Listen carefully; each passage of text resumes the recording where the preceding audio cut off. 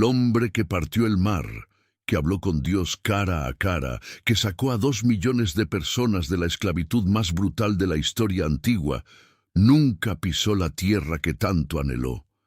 Y lo que le impidió entrar no fue lo que la mayoría cree. Detrás del golpe a la roca hay una transgresión mucho más profunda, más silenciosa y más devastadora que un simple acto de desobediencia. Eso es lo que hace tan perturbador este episodio, porque si lees el relato a la ligera, parece que Moisés simplemente golpeó una roca cuando Dios le dijo que la hablara, y que por eso fue castigado. Pero los rabinos más antiguos, los padres de la Iglesia y los estudiosos más serios de las Escrituras han señalado algo que el texto mismo revela con una claridad brutal, si sabes dónde mirar. El problema no era solo el golpe.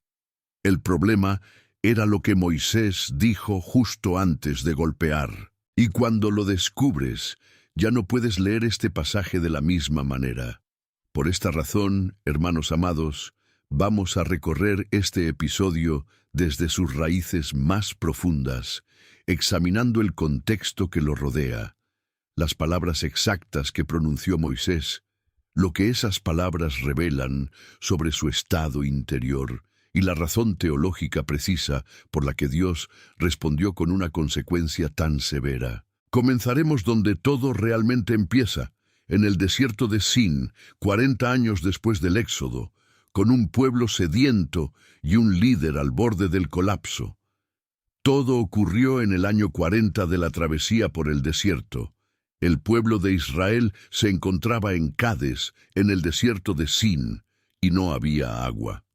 Números capítulo 20, versículo 2, dice con esa economía de palabras que caracteriza a la narrativa bíblica: y no había agua para la congregación, y se juntaron contra Moisés y a Aarón. Pero hay algo que muy pocos mencionan cuando cuentan esta historia. Justo antes de este versículo, en el capítulo 20, versículo 1, la Escritura registra la muerte de María, la hermana de Moisés, la mujer que lo vigiló en una cesta en el Nilo cuando era bebé, que lideró el canto de victoria después de cruzar el Mar Rojo, que estuvo junto a él durante 40 años de peregrinación.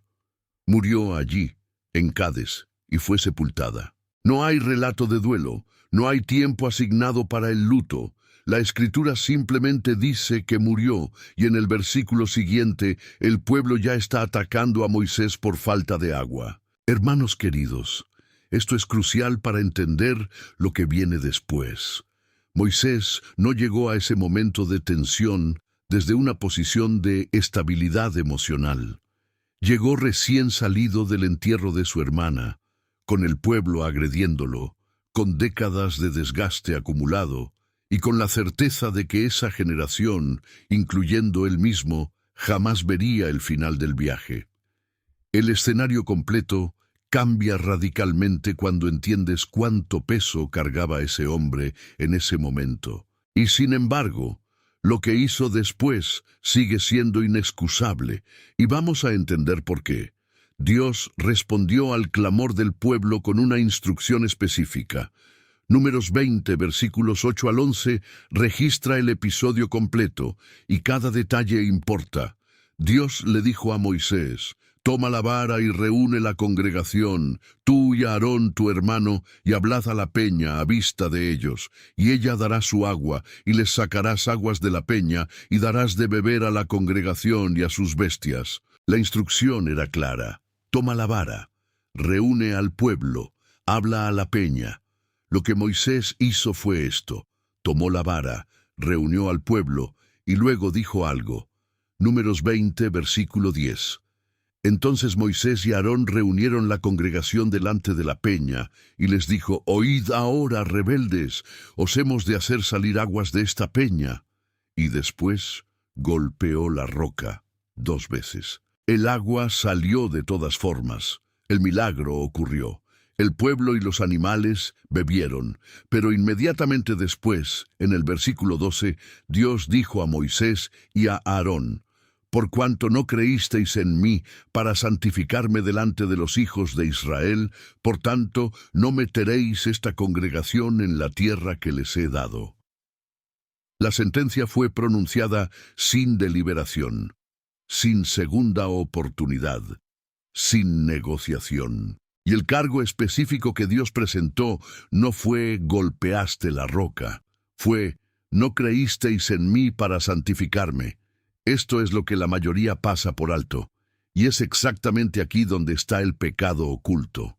La palabra hebrea que Dios usó fue hikdishani, del verbo kadash, que significa santificar, separar como sagrado, reconocer como completamente distinto y superior.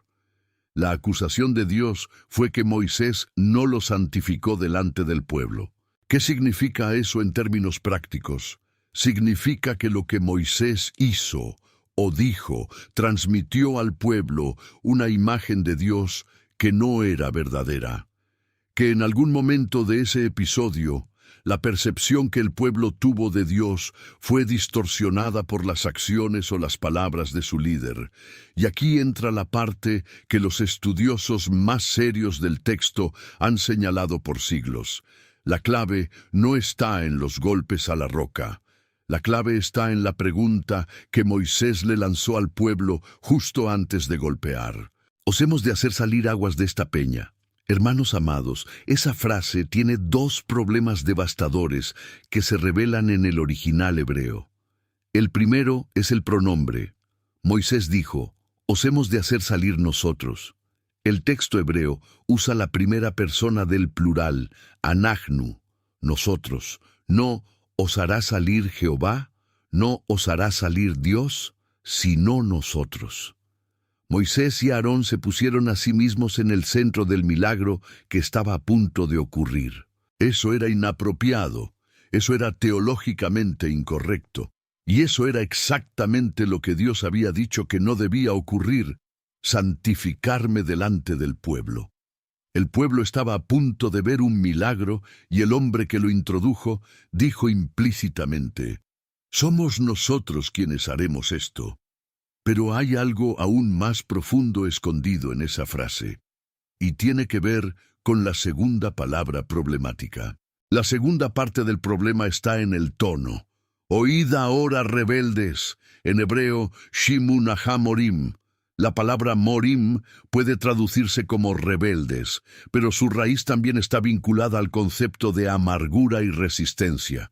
Moisés estaba furioso, no disciplinado, no controlado, furioso. Y la ira de Moisés no era nueva, era acumulada, era la ira de 40 años de liderazgo sobre un pueblo que se quejó desde el día en que salió de Egipto.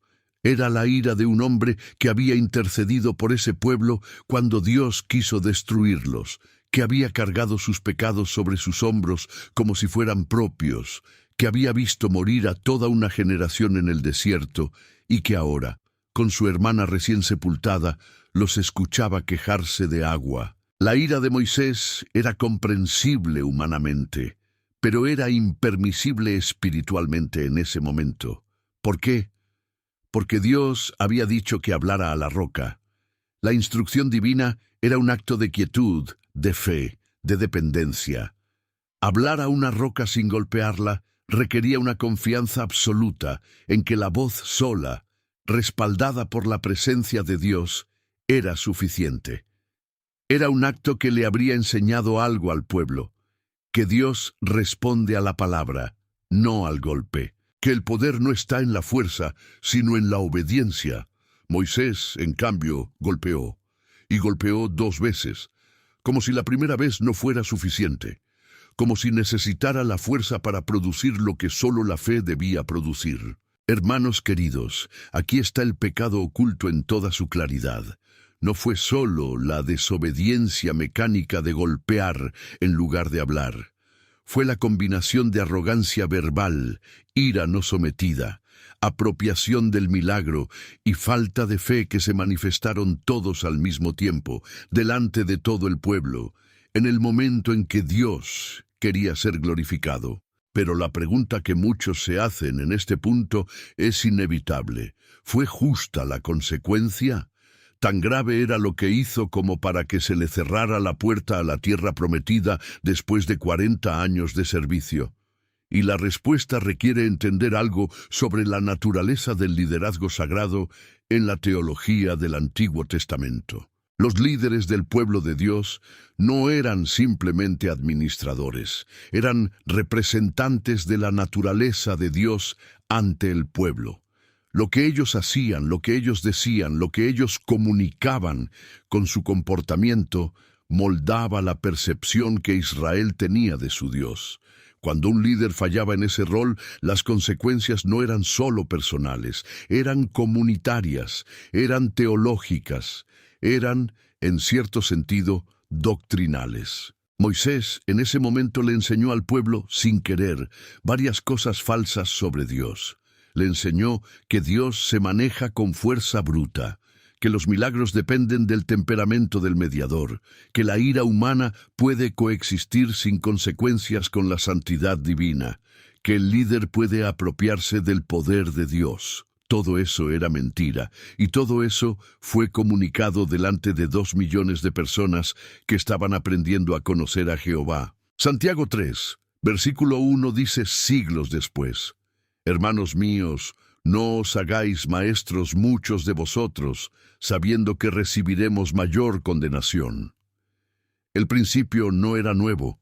El que enseña con su vida lleva una responsabilidad que otros no cargan. Moisés sabía esto mejor que nadie, y sin embargo, en ese momento, la humanidad aplastó al profeta. Hay un tercer elemento del pecado oculto que casi nunca se menciona, y que los rabinos de la tradición judía identificaron con una claridad que resulta difícil de ignorar. El Talmud, en el Tratado Sanedrín, y varios comentaristas como Maimónides señalaron que el problema más profundo de Moisés no fue la ira, ni los golpes, ni siquiera el pronombre. Fue la incredulidad respecto al método específico que Dios había ordenado. Cuando Dios dijo, habla a la peña, estaba ordenando algo que no tenía precedente. La primera vez, en Éxodo 17, Dios le había dicho a Moisés que golpeara la roca en Horeb. Ahora, 40 años después, la instrucción era diferente: hablar. El rabino Nachmanides argumentó que Moisés no creyó genuinamente que el acto de hablar solo, sin golpe, produciría agua, y por eso golpeó, no por rebeldía consciente, sino por una falta de fe en que la obediencia exacta a la palabra de Dios era suficiente. Eso es lo que hace este pecado tan perturbador. No fue un pecado de maldad, fue un pecado de desconfianza mezclada con agotamiento, con dolor, con décadas de desgaste. Fue el pecado de un hombre bueno que en un momento de extrema presión no creyó del todo que la voz de Dios era suficiente sin el respaldo de su propio esfuerzo. Y Dios le llamó exactamente por ese nombre. Números 20, versículo 12. Por cuanto no creísteis en mí, no es por cuanto golpeaste la roca, sino no creísteis en mí. La desobediencia externa fue el síntoma, la incredulidad fue la enfermedad. Moisés lo sabía, y la forma en que lo sabía queda registrada en una de las oraciones más desgarradoras del Antiguo Testamento. En Deuteronomio 3 versículos 23 al 27, décadas después del episodio de Meribá, Moisés recuerda cómo suplicó a Dios que revocara la sentencia. El texto dice: Y oré a Jehová en aquel tiempo diciendo, Señor Jehová, tú has comenzado a mostrar a tu siervo tu grandeza y tu mano poderosa, porque qué Dios hay en el cielo ni en la tierra que haga obras y proezas como las tuyas. Pase yo, te ruego, y vea aquella tierra buena que está más allá del Jordán, aquel buen monte y el Líbano. Es la oración de un hombre que entiende perfectamente lo que perdió, que ve la tierra desde lejos, que recuerda cada proeza que Dios hizo con él, y que a pesar de todo, pide una última oportunidad. La respuesta de Dios fue un no. Deuteronomio 3, versículo 27. Sube a la cumbre del Pisga y alza tus ojos al oeste, al norte, al sur y al oriente, y mira con tus propios ojos, porque no pasarás el Jordán. Dios lo dejó ver la tierra.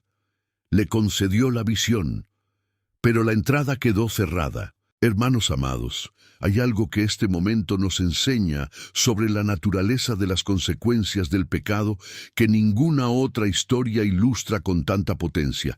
La gracia de Dios perdonó a Moisés, pero las consecuencias naturales del pecado continuaron. La relación con Dios no fue destruida.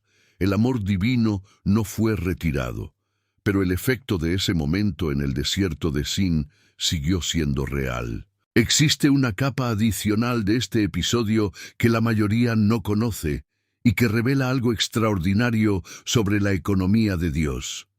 Cuando Jesús fue transfigurado en el monte, según Mateo 17, versículo 3, dos figuras aparecieron junto a él, Elías y Moisés. El hombre al que se le negó la entrada a la tierra prometida por su pecado apareció, siglos después, en el territorio de Israel, hablando con el Mesías. Lo que la ley no pudo completar, la gracia lo completó de una manera que ningún ser humano habría imaginado. Moisés no entró a Canaán como conquistador, liderando al pueblo, pero sí llegó a la tierra. Llegó transformado. Llegó en la presencia del Hijo de Dios. Llegó a la verdadera tierra prometida que el Canaán físico solo señalaba desde lejos. La Escritura no lo dice explícitamente, pero la teología lo muestra con claridad. La consecuencia del pecado fue real, y la gracia de Dios fue más real aún. Hermanos queridos, esto no cancela la gravedad de lo que Moisés hizo. No significa que las consecuencias del pecado no importan. Significa que Dios siempre tiene una perspectiva más larga que la nuestra y que la historia de una persona no termina en su fracaso más visible. ¿Qué nos dice este episodio a nosotros, separados de Moisés por 30 siglos? Hay algo en la historia de Moisés en Meribá que nos resulta incómodamente familiar, porque todos conocemos la sensación de haber llegado al límite del agotamiento, de haber servido fielmente durante años y ver cómo el mismo problema regresa una y otra vez, de sentir que el esfuerzo no es suficiente, que la paciencia se agotó, que la injusticia del momento supera cualquier capacidad de respuesta tranquila. Y en esos momentos, el peligro no es cometer un pecado escandaloso y obvio. El peligro es exactamente el que atrapó a Moisés: perder de vista quién es el centro. Decir con nuestras palabras o con nuestras acciones, ¿acaso lo haremos nosotros?, cuando el poder y la gloria pertenecen únicamente a Dios. 1 Corintios 10, versículo 4, nos dice algo que detiene el aliento. Y todos bebieron la misma bebida espiritual, porque bebían de la roca espiritual que los seguía, y la roca era Cristo. La roca en el desierto no era solo una fuente de agua, era una figura del Cristo que vendría. Y Moisés, al golpearla con ira y apropiación, en cierto sentido, maltrató la figura del Mesías delante del pueblo. No es de extrañar que la consecuencia fuera tan severa. Hermanos amados, el pecado oculto de Moisés no estaba oculto porque Dios no lo viera. Estaba oculto porque los lectores superficiales no lo identifican. Y cuando se revela, lo que aparece no es un monstruo ni un malvado. Aparece un hombre exhausto, herido, lleno de fe genuina, que en un momento crítico dejó que la humanidad hablara más fuerte que la obediencia. Esa es la advertencia más poderosa de este texto para todos los que servimos, lideramos, enseñamos o guiamos a otros. El mayor peligro no siempre viene de la maldad abierta. A veces viene del agotamiento acumulado que nos hace creer por un instante que somos más importantes en el milagro de lo que realmente somos. Hermanos amados, hemos recorrido uno de los episodios más complejos y más instructivos del Antiguo Testamento. Desde la muerte de María, que nadie menciona, hasta la ira acumulada de 40 años, desde el problema del pronombre hasta la acusación divina de incredulidad, desde la oración desesperada de Moisés en Deuteronomio hasta su aparición gloriosa en el monte de la Transfiguración. Cada capa de este relato revela algo diferente sobre Dios, sobre el liderazgo, sobre la fe y sobre la naturaleza de las consecuencias del pecado. Lo que le impidió entrar a Moisés no fue un golpe, fue un corazón que por un instante se creyó el centro de un milagro que pertenecía a otro. Fue una boca que dijo nosotros cuando debía haber dicho él. Fue una incredulidad disfrazada de acción que prefirió el esfuerzo a la obediencia. Y sin embargo, el mismo Dios que pronunció la sentencia fue quien lo llevó a la cima del Pisga para ver la tierra, quien lo transformó en gloria siglos después, y quien lo inscribió para siempre en el Salón de los Héroes de la Fe en Hebreos capítulo 11. La gracia no borró las consecuencias, pero fue más grande que ellas. Hermanos queridos, hemos llegado al final de este video. Gracias por acompañarnos hasta aquí, que este estudio de la vida de Moisés nos recuerde que la humildad en el servicio no es una virtud opcional, sino el fundamento sobre el que Dios construye todo lo que es verdaderamente eterno. Si desean apoyar este ministerio, pueden hacerlo dando me gusta y suscribiéndose al canal. Es totalmente gratis. Dios les bendiga.